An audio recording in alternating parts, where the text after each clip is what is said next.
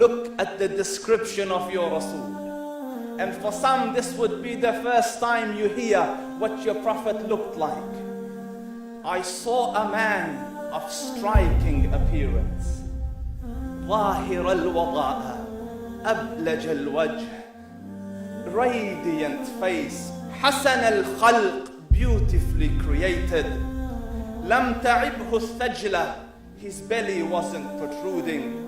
وَلَمْ تُزْرِ بِهِ السَّعْلَةِ, nor was his head disproportionate and small.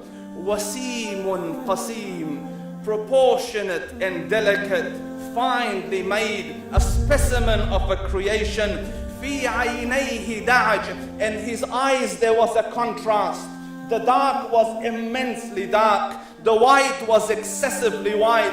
وَفِي أَشْفَارِهِ وَطْفٌ, and his eyelashes were long. وَفِي صَوْتِهِ صَهْلٌ, and in his voice was a natural echo. وَفِي عُنُقِهِ سَطَعٌ, and his neck was elegantly long. وَفِي لِحْيَتِهِ كَثَاثَةٌ, his beard was full and thick.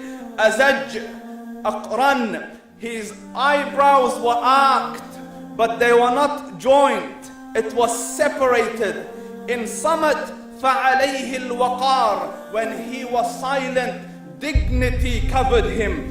وَإِن تَكَلَّمَ سَمَاهُ وَعَلَاهُ الْبَهَاءِ, and when he spoke, it was audible and clear, almost commanding and overtaking. أَجْمَلَ النَّاسِ وَأَبْهَاهُمْ مِنْ بَعِيدٍ, from afar, the most striking and outstanding in appearance. وَأَحْسَنُهُمْ وَأَجْمَلُهُمْ مِنْ قَرِيبٍ, and when he came near, the best of them and the most handsome of them in closeness. حُلْوُ الْمَنْطِقِ, such an exalted and sweet level of logic. Like when he used to speak, it was so coherently logical, it was smooth and easy to understand. فَصْلٌ لَا نَزْرٌ وَلَا هَذْرٌ, he was to the point, not excessive, nor too short. كَأَنَّ مَنْطِقَهُ خَرَزَاتُ نَظْمٍ يَتَحَدَّرْنَ, his logic, his utterances, his words were like jewels coming out of a necklace, calculated, polished, one after the other, it would flow magically. رَبْعَةٌ, he was medium in height. Your eye didn't have to strain to look up at him, nor was it tedious to look down at him. He was a comfortable sight to look at. لَهُ رُفَقَاء يَحُفُّونَ بِهِ, he had friends. The people that were with him, they were working around him to try to serve and protect him.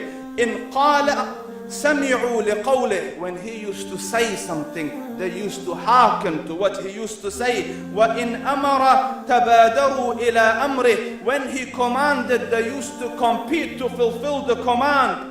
This is Muhammad Rasulullah. This is Muhammad Rasulullah. Anas ibn Malik says, he says, I came out one night, it was the full moon night.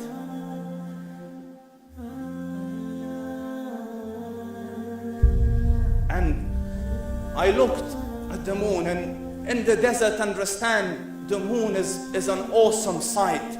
It is smooth, it is radiant, it is clear, it is gentle compared to the scorching sun at which they are used to. So the moon was the epitome of beauty. So he says, I came out at a full moon night and I looked at the moon and I saw it, beautiful, handsome. So I said, let me go see if the moon is more handsome or my Prophet is more handsome. Let me see if that is more beautiful or the Prophet is more beautiful. So I went and I saw him standing afar. So I looked at his face and I looked at the moon and I looked at his face and I looked at the moon and I looked at his face and I looked at the moon, and he said, Wallahi, he was more handsome than the moon in its entirety.